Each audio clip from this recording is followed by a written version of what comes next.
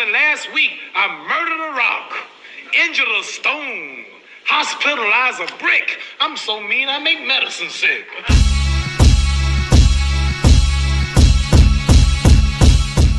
What's up, fight fans? This is Kurt DeVille with Counterpunch Boxing News, and I have some new news concerning Jonathan Roos. Anthony Joshua, get this, Anthony Joshua was on the Jonathan Roos show recently after his knockout win over Francis Ngannou, okay? And this is what he had to say. I'm going to let you guys listen to a little bit of it, and here we go. Let's see. Let me load it up here real quick there. First of all, to Anthony, congratulations on winning your last fight against Francis Ngannou. Yes, yeah. Thank you so much. Thank you. And it seemed like it was over quite quickly. I mean, was it the second round? Yeah. Did you expect it to be over that quickly?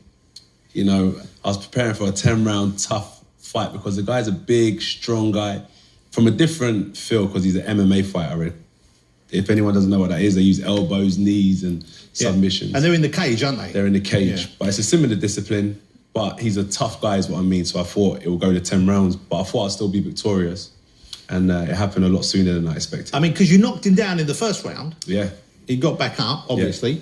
Yeah. And then the second round, the punch he delivered, that was a big blow. Yes, it was. Thank God. Yeah. I love it. When we talk about it, you're smiling. It's like, yeah, you love the thought you beat that man into the ground. Listen, there's no extra time in boxing, you know. And believe you me, he would do exactly the same thing to me. He would if he could, but he couldn't. Let's have a look. Would you like to see this again? Go on then. Yeah. John, did you see the fight? I'd quite like to be taken out by Anthony Joshua.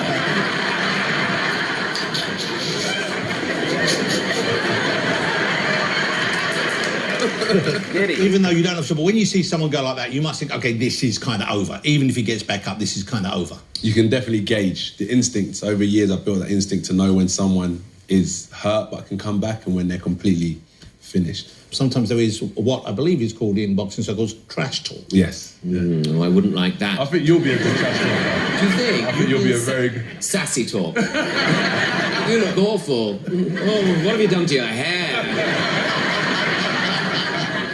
But does it get you when you hear, because I know you know it's part of the game, I guess it's part of the showbiz element of the sport, but does it ever get under your skin? 100%. When I go back to that gym, if I see someone and they're talking about my haircut and all that stuff, I'm lovely. You like my hair? I couldn't talk, could I? Shout out to my barber.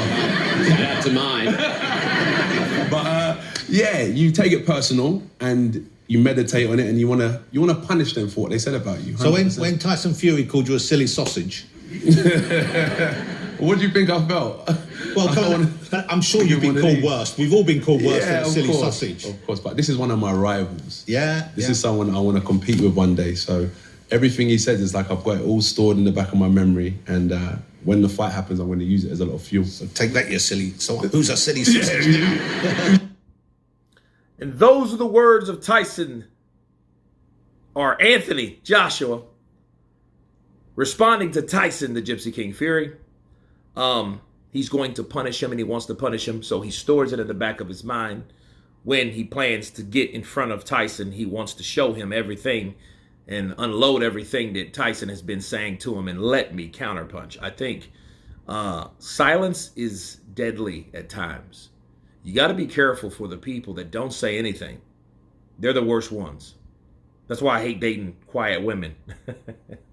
They might slit your throat in your sleep. But no, seriously, you know, a lot of times people let you talk your trash, say what you gotta say, and they let it build. And people don't forget. You know, you're harping on something. You're just talking that, and see, there was no reason Tyson Fury had to say that, you know, other than he just didn't like the way a guy smashed him up, knocked him down, beat him up, knocked him around, bars. He didn't like that. So he had to have some type of comeback when, you know, the coast was clear. Like, look, listen. AJ, you're a useless sausage. I mean, like where'd that come from? Like, what was people saying? He had to say it to save face. He had to say it because he wanted to honestly, truly express himself. You guys seen the videos that I did with Tyson Fury and his reaction, or his true reaction, about Anthony Joshua. Job well done. That was bullshit. Everyone knows that. What he said, oh, AJ's a sausage. He wanted to say that shit then. He wanted to say it then because he didn't like the outcome. You think Tyson Fury would have hated it if Francis would have flattened Francis would have flattened Anthony Joshua? He would have loved it. Why? Because he got an official win over the guy that flattened his rival. He loves that. You know what I mean? So guess what? Opposite wise, he hates it when AJ flattened the guy that gave him all types of trouble. Okay, so that's how it works. Tyson Fury was just expressing himself. AJ, you're a useless sausage. There, right? Like out of nowhere. But it came from somewhere. It came from the success of AJ knocking out Francis Ngannou, something that he couldn't do.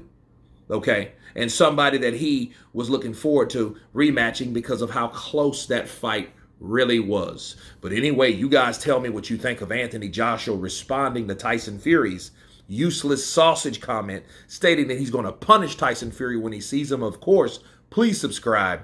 And you guys been Counterpunch. Peace!